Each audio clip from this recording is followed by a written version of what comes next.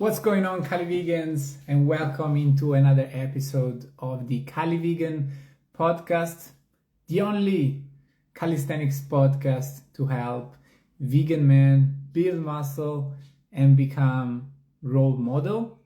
And also, I guess, is the only interactive podcast when we do this live on Instagram, and it's a conversation. You give these podcasts its energies. Without you, it wouldn't exist. So as you're joining in, please start dropping some questions. Let's get the party started. If there is no questions, I'm going to leave, and you don't have your entertaining, and I'm going to be sad. So as you're joining in, drop some questions and let's get the party started. And if you're watching on YouTube, make sure that you like, comment, subscribe, and if you want to participate to the live, come to my Instagram, Stefano Vegan Calisthenics. So the first question is fun. So guys, as you're joining in, drop some questions, or otherwise I'm going to leave and we're all going to be sad. So what happens? Let me tell you about what happened in my life this weekend, because it was crazy. So we were supposed to go for a chilled holiday, and a bunch of bad things happened. The car broke down as we went to the place. Oh yes, it's a second-hand car, I understand, but why does it have to break while we're going on holiday? So, and also my mechanic was like, yeah, don't worry, you can push the car, because the problem arise. We contacted him and he said, yes, don't worry, like the battery will shut down, but you can still kind of turn on the engine.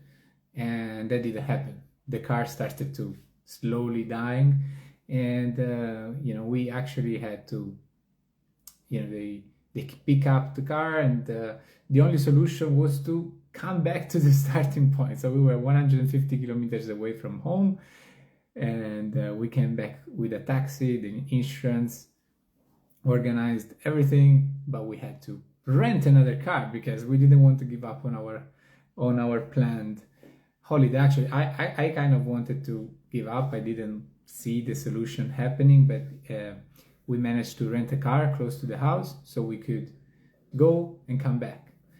What a crazy experience. Let's see some questions. So, do you get diarrhea being vegan? If so, how do you fix it? That's a very shitty question. Haha.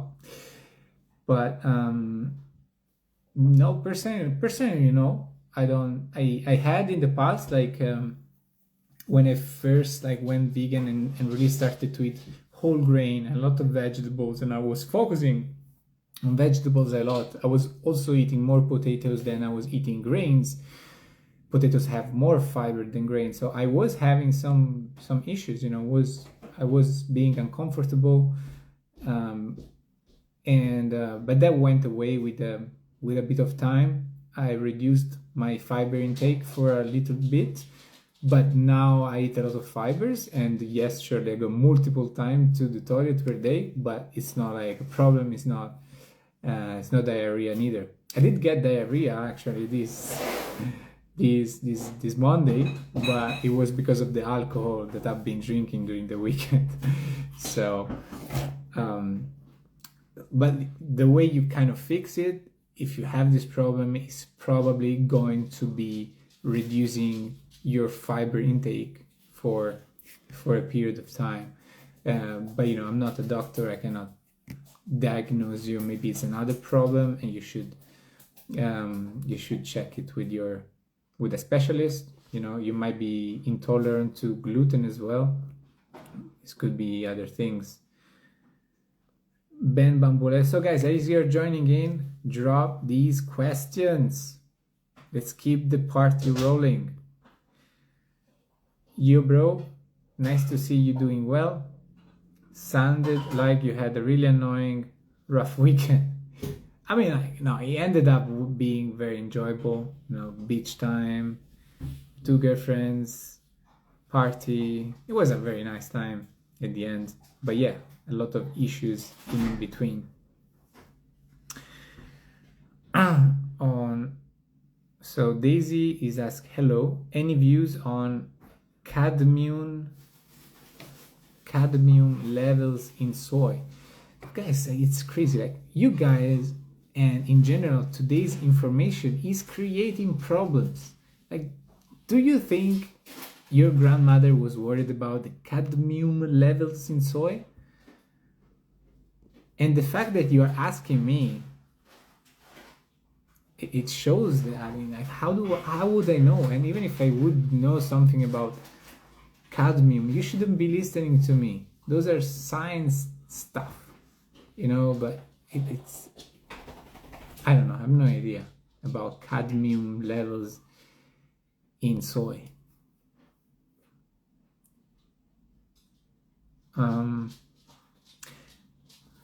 How do you deal with people being so anti-vegan?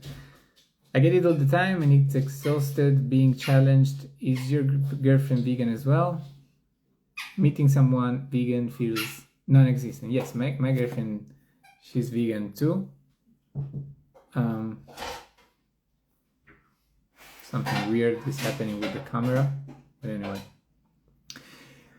Well, so I guess dealing with anti-vegans doesn't get any better, guys. So you need to find your way to like mentally manage it.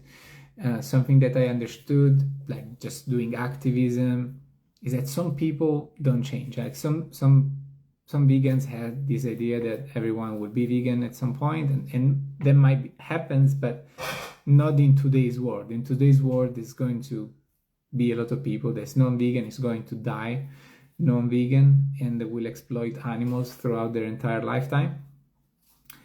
And so you need to find a way to manage that.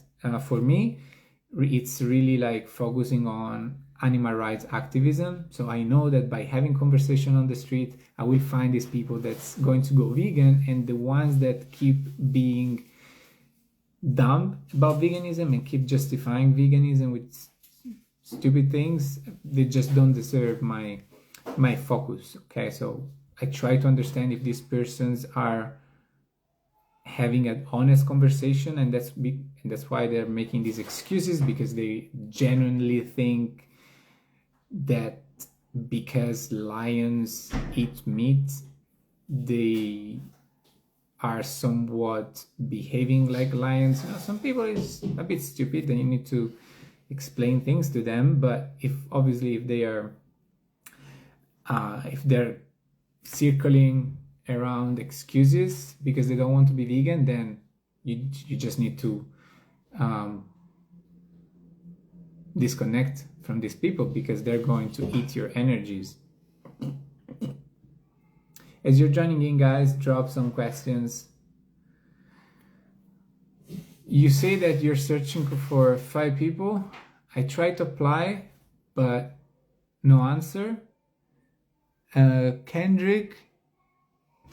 Oh, so if you're interested in coaching and you need help to build muscle as a vegan, you can just send me a DM saying CALIVEGAN. Actually, I can, I send it to you later. Just took a screenshot. All right, sorry if I didn't get in touch with you, but maybe you came after I went through the interactions. All right, but yeah, if you are looking for help to build muscle as a vegan, just drop me a DM saying CALIVEGAN. Was she vegan before you met her, or since you met her? She was already kind of on his journey. She was being vegan because she was sick of eating meat, so she did it more for a kind of dietary choice, as well as health. Okay, so she was concerned of the health benefits of being vegan, and I gave her an extra push, and then through me, she understood the ethical reasons of being vegan, because in the beginning of my journey, I was plant-based as well for the environment. I wasn't vegan. So guys, keep dropping those questions. I love it. What are your thoughts on Beyond Burger vegan? Like, it's crazy. I get this question on all my lives. Like, give me more arguments. Like, what should my thoughts be? Just eat it. I think okay. Let's think. So health-wise, I believe that is not for health that we choose. Someone would choose Beyond Burger and any of these other processed vegan meats. Okay, so if you're making food choices based on health, it should be whole food 100% of the time. I think that for the majority,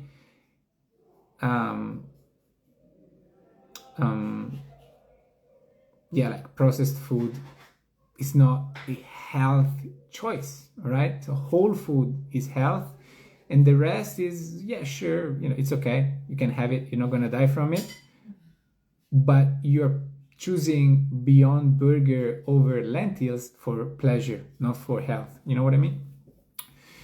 And then something that I understood lately, that if we actually, I think, I'm not 100% sure, but if we want to have a better impact environmentally, we should also choose whole food over processed stuff, because less processes there are, in the production of a food, and less resources do you need. So, but again, I don't pretend the world to be perfect, because I'm not perfect neither. But yeah, any other questions about Beyond Burger? Would you suggest daily hanging on a bar? Would it help with flexibility and recovery? So I don't think it would. I mean, some movement, yes, it does help with recovery, but it doesn't have to be hanging specifically. Hanging every day, it's good. Yes, decompresses the spine.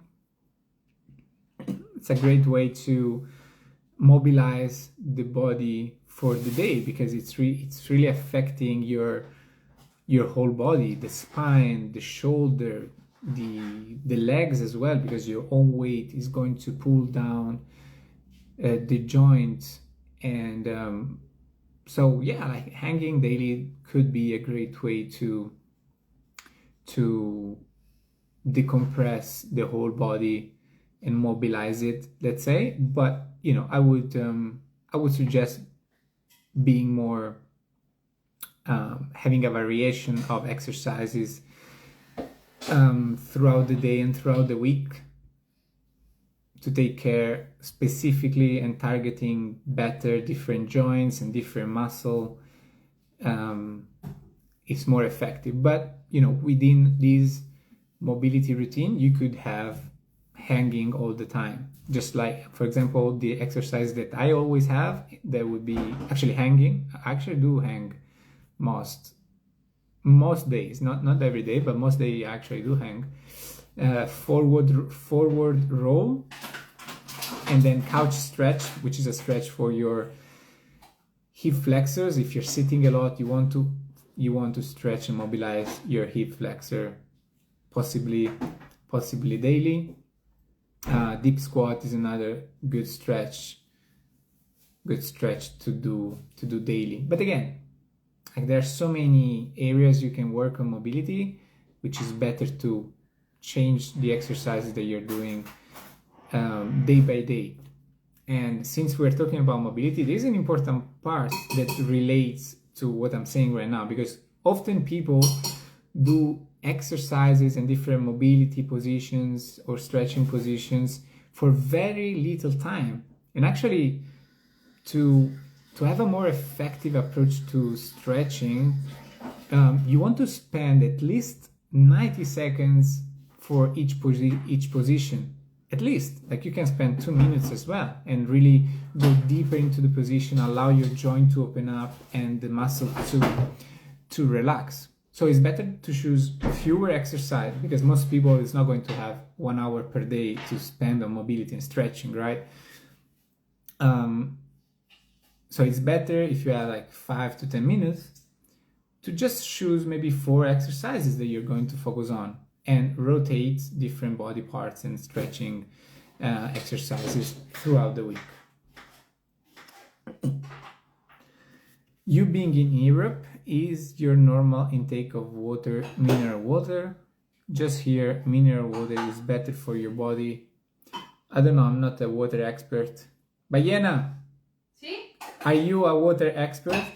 What is the best water to drink? The best water to drink is... Drop some questions, guys. Keep dropping questions. The best water to drink is which has the density of minerals. Mineral dense Mineral water dense. is the best to drink. I guess, I imagine that the best water to drink is spring water, right? From actually natural sources of water in the mountain. I would guess. So Kendrick, I am trying to do fruitarian diet. I'm feeling good with body and muscle, but sometimes I feel a little weird. Low energy moments. Any advice? Okay, so I think people sometimes overstress about how the body is feeling, how the body is being, right? Your body is complex, okay? It's a complex machine, and our lives are very complex. And so often we don't even realize the changes that we make in our life that can affect how our body reacts. Or it's not even us, it's the environment that's changing and it's affecting your body. So what I'm trying to say with this, that it's okay to be tired sometimes. Just be in your body, it's fine. Maybe you didn't sleep a lot in the last days, right? So here is like the question that I've answered before about like diarrhea. Like, I don't know exactly what's the situation. I don't think, for what I know, I don't think a fruitarian diet is going to have these kind of effects. I think the one advice personally that I can give you is, are you making sure that you're eating enough calories? Because the reason why people fail usually in those fully raw diets is because they don't eat enough calories, and they're not fueling their body. The body doesn't have enough energies, and they feel low on energies, and they start losing weight, and they look like shit, and once they get very close to dying, they decide to go back to meat. So this is what happens basically with all these ex-vegans for the most part. All right, so make sure that you eat enough calories, okay? Another thing, but I am not 100% sure, but anyway, I've read the book from the fruitarian guy. I don't remember the name, guys. If you remember the name of the 80-10-10 book author, for the one that are lives, please drop it in the chat. But it says that as you go fruitarian, the body will start functioning better. There is less fat holding on to toxins, and so you're going to start to detox. And this detoxing process can last even years, he says. And it can include like skin rashes or even feeling tired or dizzy. But I don't know. I guess these are not things that have been studied, or maybe they are. They have been studied. It did make sense to me when I read the book, so that could be one part of it. Daniel asks, do you train your fascia? Your fascia is trained as a default of you training. So the fascia is all around your muscle, is like a film that holds everything together. Now I don't know if there's people out there like doing specific fascia training. I don't think it's necessary. Hey, I'm in India, just starting my journey to becoming vegan. All right, sounds good. Let me add you something. I don't know why you are trying to become vegan, but if it is for the animals because you've realized all the horror and abuses that happens, you know, like baby animals are killed, all the animals that are sent to slaughterhouse, they are babies, like they are 1 year old, 6 months old. For chickens is like 30 weeks old or less, and they are stunned in very, very brutal ways. You know, they get shot in the head with a bolt gun, they are put into gas chamber, and then they will be slashed across the throat. So if this is the reason why you are starting your journey to becoming vegan, understand that this is a right now problem. So there is no reason for you to make going vegan a journey, because the more you're not vegan, the more you're paying for animal cruelty and the more animals are suffering for you. So why would you do that when you can be vegan today? Do you train with kettlebells? No, I mean, I use kettlebells as extra weight for my pull-ups and dips. Okay, so for the kettlebell, I'm going to add something about like the kettlebell. For the ones that are online, guys, drop some questions because we finished them, and if we finish the questions, I'm going to leave. But for the kettlebell part, I feel like people get stuck sometime in some like specific kind of equipment, I would say, and think that's going to do some magic. And when it comes to kettlebell training, I think that they are very helpful if your goal is like developing functional strength and you're more into health, functionality and fitness and feeling good, but your goal is not really making progress in strength and building muscle. You just want to feel good and want to have a way to work out that keeps you healthy. And so kettlebells are easy to use to mix things up, and pushing and pulling exercises with leg exercises. So the way you handle them, it's really useful for those reasons. But at the end of the day, if your goal is to build muscle and strength, like, you're going to have to be sticking to basic exercises and and you're going to have to increase the weight. So whether it's a kettlebell, it's a barbell, you're using your own body weight, you're using rings attached to your neighborhood, and you break the balcony because the balcony wasn't meant for you to hang the rings and work out there, it doesn't matter. You're still going to build muscle, but you're probably going to get sued by your neighbor. I hope that was funny. I just try to be funny, guys. Alright, so you guys got active. Love that. You didn't want me to leave, so you dropped the question. This is how we do this. If you drop question, I can stay here 1 hour. If you don't drop questions, I leave. And it's going to be a 20-minute podcast that I'm sorry, it's not even a podcast.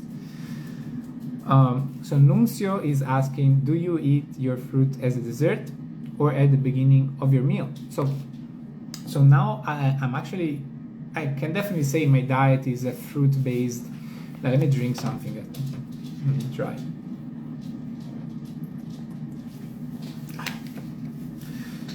So my diet right now is definitely a fruit-based diet.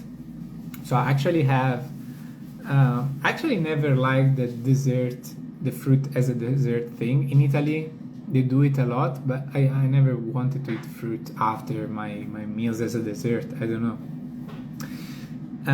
So right now I have a fruit lunch, right? So it's like a 2 liters smoothie with like 5 or 6 bananas and 3 oranges with romaine lettuce. It fills me out completely. Like I have a belly and I look like a gorilla, and I'm pretty full until now. Actually, you know, I had lunch 3 hours ago, I think, and I'm not hungry right now, and I'm someone who's hungry all the time. So a fruit lunch is working pretty good for me, and then I will have, you know, fruit as a snack in the morning, maybe, I don't know, 3 bananas and 1 or 2 or 3 dates, and then I will have fruit as a snack, usually maybe 3 apples in the afternoon.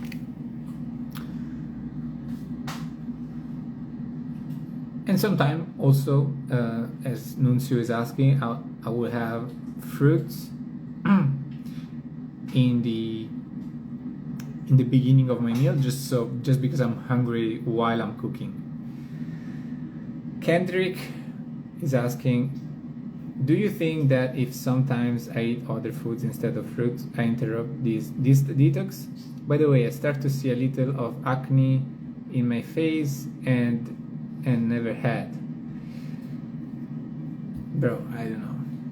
However, like, the body will always, I think, react to changes, right? I think it's common for people that have some time of adjustment where they change the diet. Like, personally, you know, this detox thing, I think it's overrated. It's overrated because it's just like being lean and staying shredded and having abs all year around. Like, if you want to get abs and you want to keep your abs, it's going to come down to your overall choices. So it's not going to be enough to go fully into a diet for 4 weeks, getting abs, and then go back to your old habits, right? And habits that feels good to you and you can sustain them, you can be disciplined towards them, are going to allow you to have a lean physique long term. And the same thing is with detox. I think that if you start adding more fruit into your diet and your body starts to be healthier, you don't have to do like a detox how do you say, detox phase. You know, you just start to eat healthier over time and your body stays healthier and become healthier organs, healthier everything, lower inflammation, less fat in the body, you know, improved cardiovascular system, and that's it. You don't really need a detox phase, in my opinion. I mean, I've never done a detox. You know, I'm really not for detox at all. ¿Cuánto tiempo has tenido tatuajes? How long have you had tattoos for? So my first tattoo was when I was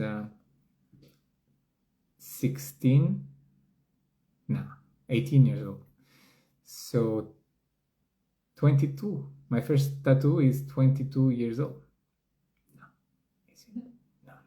I'm sorry. I'm tripping. It's 12 years old.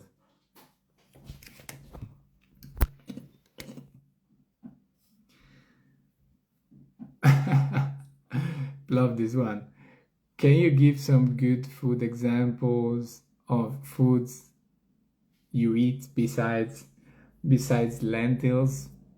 And today on my stories, I'm working on my free guide. By the way, guys, for the ones that perhaps are listening and have downloaded my free guide, I'm sorry that it doesn't really match what I'm saying lately, but I've learned a lot of new things, and I haven't updated the free guide yet, but I'm doing it right now, and I think by next week it's going to be ready. So make sure you keep an eye.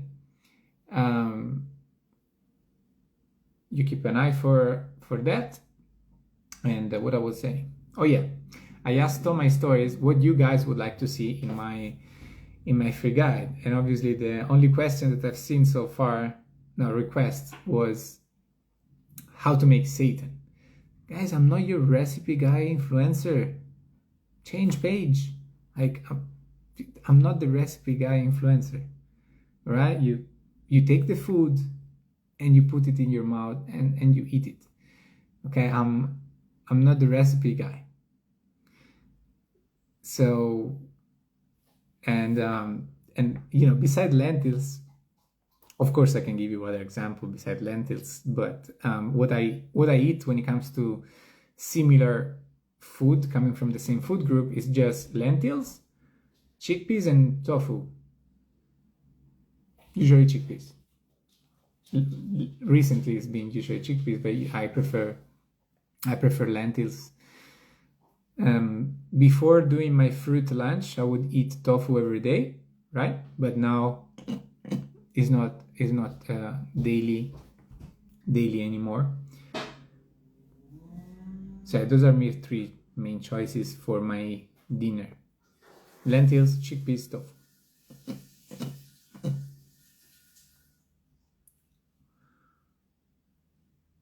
Daniel underscore x88 is asking if I have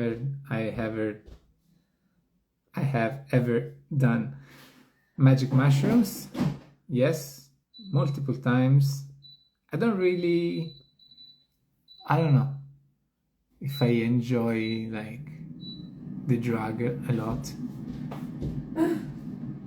It feels good though. It's like a therapy session to take mushrooms, and it's like a small holiday to decompress. It really allows you to be more present for the time you're on it and the time you're high, but enjoying the effect, I don't know, because it gets you hard at some point as well. It always gives me nausea as well, even though I heard that many people do get nausea from eating magic mushrooms, and if you eat LSD you don't. So maybe I should try that. Maybe that feels better to me.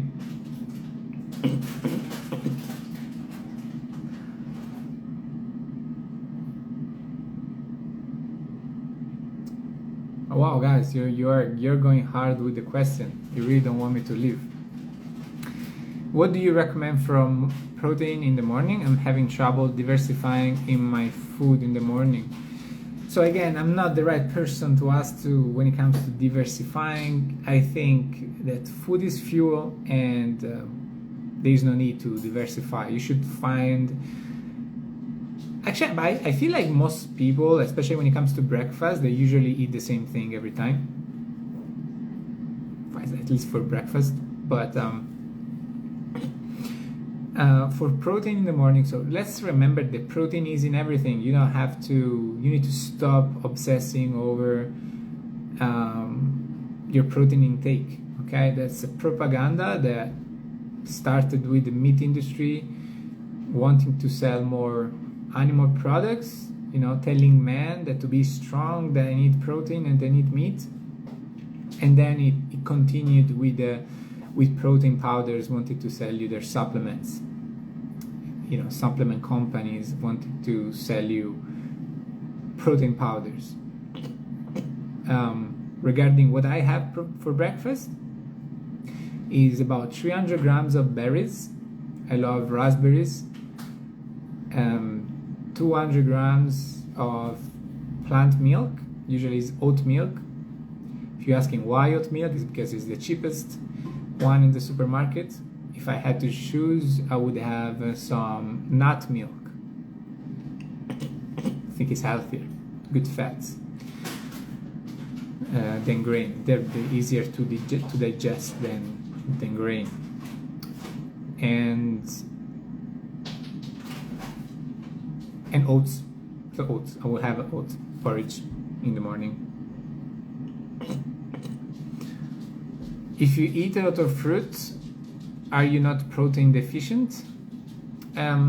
So yeah, this is what I just said, you know, like the fear and the obsession about protein is to be forgotten a little bit.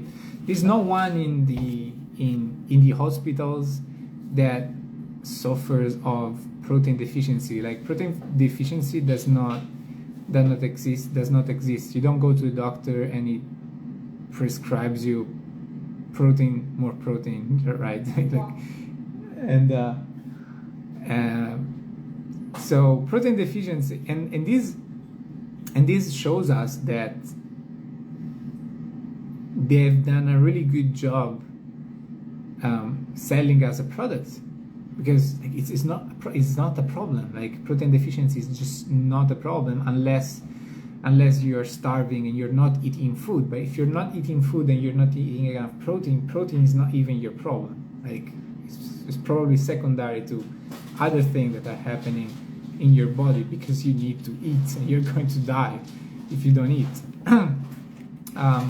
So I eat about 80 grams of protein per day. So yes, I eat less protein than you probably think you need in order to be stronger building muscle.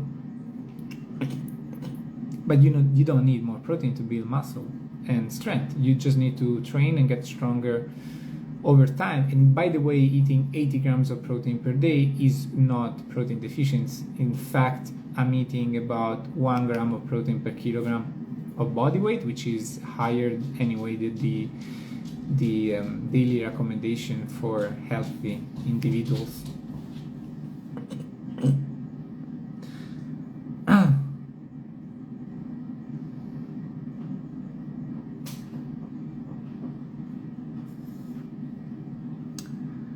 All right. Good advice. I think you are right. Protein is a propaganda. Thank you for educating us on this. Stop worrying about protein. And I think for me, right? So again, it's up to you. Like if you want to dance with the protein marketing that's out there, it's fine. If you want to buy into it, it's not a huge deal. But I just want people to get free from it, because many times I talk with people that are struggling to build muscle. They want to look better, and they really think that the reason why they don't get results out of their training is because of protein, and it's difficult to get protein as a vegan. But then as we go deeper in the conversation and perhaps they become my clients, they start building muscle. And the reason why they weren't building muscle is because their training plan didn't make sense, that they were not applying progressive overload. So protein is just something extra. Like if you want to buy into the fact that you're optimizing your results by eating more protein, that's good. I don't think really it's a huge deal, right? So for most people that are listening to this, you're probably not as strong as me, and perhaps you're eating more protein than me. So consider that. And yes, but what I think is important as well is that Nuncio just told us actually that just asked, well, but if you're eating a lot of fruit, are you going to be protein deficient? So that shows us that focusing on protein is not good. It makes you do poorer choices when it comes to health and food.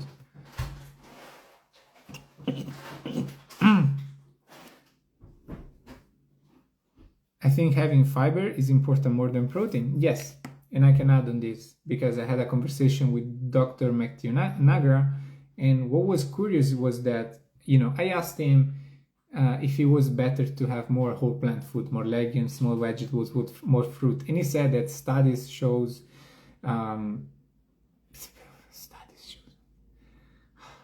why these people live their life and thinking that studies are everything in life. Anyway, studies shows that after a certain amount of fruit and vegetables and legumes, like the health benefits do not go up, right? So you get some health benefits and then it kind of plateaus. But then when I asked him about fibers, he said that yes, study shows that the more fiber you intake, the lower the risk of all-cause mortality.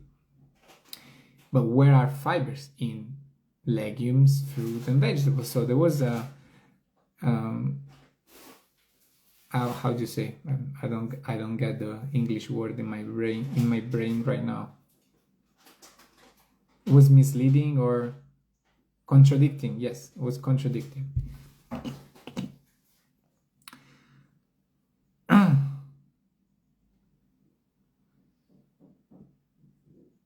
Dr. Yang.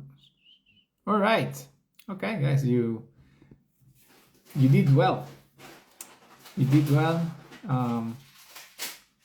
We are at the end of it. I hope I answered your question well and I gave you some good value today, some entertainment too. And if you're a vegan man